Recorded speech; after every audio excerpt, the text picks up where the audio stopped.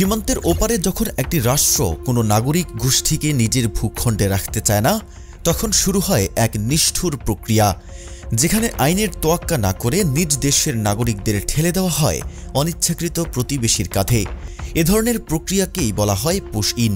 কোনো রকম আদালত বা আইনি সহায়তা ছাড়াই নিজ দেশের নাগরিকদের কাঁটাতারের ওপারে পাঠিয়ে দেওয়া হয়, অনেক সময় রাতের অন্ধকারে দুর্গম সীমান্ত পেরিয়ে, যা আন্তর্জাতিক মানবাধিকার শরণার্থী আইন ও ১৯৫১ সালের নন রিফাউলমেন্ট চুক্তির সম্পূর্ণ পরিপন্থী।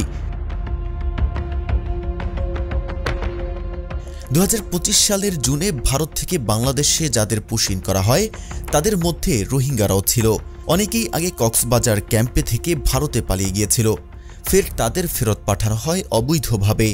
বিজিবি প্রায় ২০০ জনকে ভারতীয় নাগরিক হিসেবে শনাক্ত করে পুনরায় ভারতে ফেরত পাঠায়।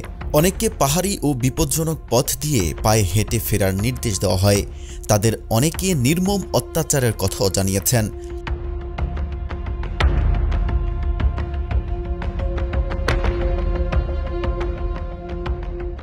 মানবাধিকার সংস্থা অধিকার এর সিনিয়র গবেষক তাসকিন ফাহমিনা বলেন, ভারত আইনি প্রক্রিয়া অনুসরণ না করে মুসলিম ও দরিদ্র শ্রেণীকে সম্মতি ছাড়াই বাংলাদেশে ঠেলে দিচ্ছে, যা আন্তর্জাতিক আইনের গুরুতর লঙ্ঘন। বাংলাদেশ পররাষ্ট্র মন্ত্রণালয় একাধিকবার ভারতের উদ্দেশ্যে কূটনৈতিক চিঠি পাঠালেও নয়াদিল্লি তা উপেক্ষা করেছে।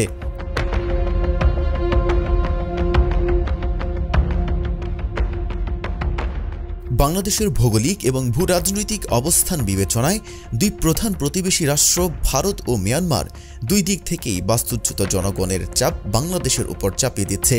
মিয়ানমার থেকে রোহিঙ্গারা আর ভারত থেকে পুশ ইন হওয়া মুসলিম জনগোষ্ঠী ক্রমেই জনসংখ্যাগত ভারসাম্য ও নিরাপত্তা হুমকি তৈরি করছে। এমন অবস্থায় বাংলাদেশ শুধু মানবিক চাপ নয়, রাষ্ট্রীয় নিরাপত্তা, জনসংখ্যার ভারসাম্য এবং অর্থনৈতিক সংকটের দোলাচলে। ২০১৭ সালে মিয়ানমারের সেনাবাহিনীর পরিচালিত রোহিঙ্গা গণহত্যার পর প্রায় ৭ লাখ রোহিঙ্গা বাংলাদেশে আশ্রয় নেয়। পরবর্তী ৩ দশকে আরও ৩ লাখেরও বেশি। বর্তমানে এর সংখ্যা বেড়ে দাঁড়িয়েছে ২২ লাখে। শুধু মিয়ানমার নয়, ভারতের হায়দ্রাবাদ সহ বিভিন্ন স্থানে আশ্রয় নেওয়া রোহিঙ্গারাও আবার বাংলাদেশে প্রবেশের চেষ্টা করছে। রোহিঙ্গারা যেমন জাতিগত নিপীড়নের শিকার হয়ে রাষ্ট্রহীন, তেমনি পুশ ইনভুক্ত ব্যক্তিরাও নাগরিকত্ব থেকে বঞ্চিত হয়ে পড়েছে। এই দুই ইস্যুতে রাষ্ট্রীয়ভাবে নির্দিষ্ট জনগোষ্ঠীকে নন গ্রাটা ঘোষণা করা হয়েছে, যা মানবাধিকারের চরম লঙ্ঘনের পাশাপাশি রাষ্ট্রীয় নিরাপত্তার বড় প্রশ্ন হয়ে দাঁড়িয়েছে।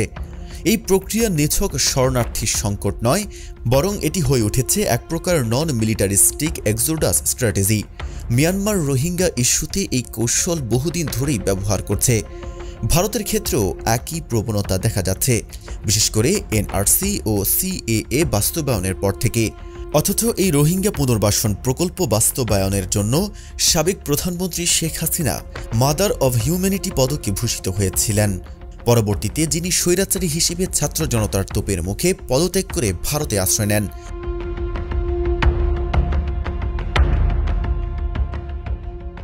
নাগরিকত্ব অস্বীকৃতি, ধর্মীয় ঘৃণার উস্কানি ও সীমান্তে ঠেলে দেওয়া, এই ৩ ধাপ মিলেই একটি জনগোষ্ঠীকে রোহিঙ্গা মডেলে বাস্তুচ্যুত করার পরিকল্পনা বলে অনেকেই মনে করছেন। ফিলিস্তিন, মিয়ানমার, কাশ্মীর কিংবা চীনের উইগুর মুসলিম প্রতিটি ক্ষেত্রেই দেখা যাচ্ছে বিশ্ব সম্প্রদায়ের দ্বিমুখী আচরণ। কিছু সংকটে সরব প্রতিবাদ, আবার কিছুতে অযথা নীরবতা। প্রশ্ন উঠছে, এই নীরবতায় কি এক নতুন প্রজন্মের মুসলিমদের জন্য একটি নীতিগত নিধনের পটভূমি তৈরি করছে? বর্তমানে এই বাস্তবতায় বাংলাদেশের অবস্থান এখনও একটি প্যারাডক্সের মতো। রাষ্ট্রীয় দায়িত্ব, মানবিকতা ও জাতিস্বার্থের মাঝখানে আটকে আছে গোটা জাতি। বারবার প্রশ্ন জাগে, ক্ষমতা পেলেই কি রাষ্ট্র তার দায়িত্ব ভুলে যায়? অনিয়মের বেড়াজালে কি আমজনতার স্বপ্ন আর নিরাপত্তা গিলিয়ে ফেলা হয়?